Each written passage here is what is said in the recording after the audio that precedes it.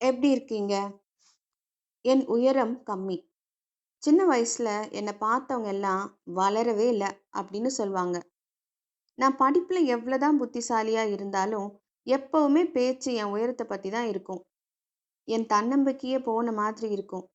எப்பயுமே அதையே நினைச்சு சோகமா இருப்பேன். ஆனா, என்னை கிண்டல் அடிச்சவங்க எல்லாரும் சந்தோஷமா இருப்பாங்க. நான் வேலையில ரொம்ப கவனமாகவும், உண்மையாகவும் இருப்பேன். ஆனா, வேலை இடத்துல நடந்த தவறுக்கு சதி செஞ்சு என்ன மாட்டி விட்டாங்க. அது எனக்கு ரொம்ப அதிர்ச்சியா இருந்தது. எப்பவுமே எல்லார்கிட்டயும் கலகலப்பா இருந்தேனா, என்ன தனிமைப்படுத்திக்கிட்டேன். சதி செஞ்சவங்க எல்லாரும் டீம் லஞ்ச் கொண்டாட்டம்னு ஜாலியா இருந்தாங்க. இந்த மாதிரி என் கடந்த காலத்துல பல அனுபவங்கள். என்ன காயப்படுத்தின எல்லாரும் நல்லா தான் இருக்காங்க. நான் தான் என்ன தனிமைப்படுத்திக்கிட்டு சோகத்துல இருந்தேன்.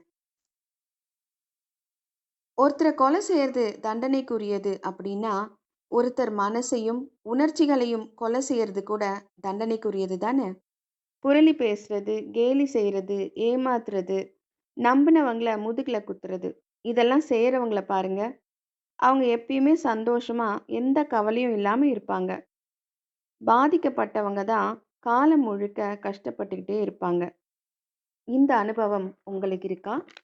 யார கைது செய்வாங்க? தவறு செஞ்சவங்கள தானே! பாதிக்கப்பட்டவங்கள கைது செய்தா எப்படி இருக்கும்? நம்மள கஷ்டப்படுத்தினவங்க தான் அவங்களோட கீழ்த்தனமான செயலுக்கு வருத்தப்படணும். மத்தவங்கள பார்க்க அசிங்கப்படணும். அதுக்கு பதிலா பாதிக்கப்பட்ட நீங்க ஏன் சிறைக்குள்?